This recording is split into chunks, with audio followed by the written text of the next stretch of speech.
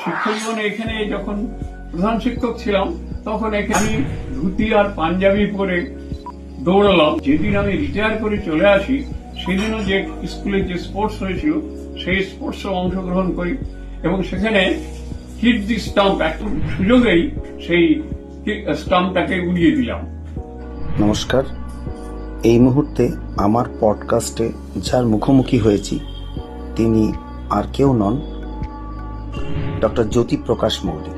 এখান থেকে যখন চলে আসি তখন তো সেটা ভারত ভাগ হয়ে গেছে, কিন্তু ভারত ভাগ হওয়ার আগে গ্রামে ছিলাম সেখানে অন্য খেলা চালু ছিল না, বেশি ছিল ব্যাডমিন্টন আর ফুটবল খেলায় আমি ছিলাম গোলকিপার।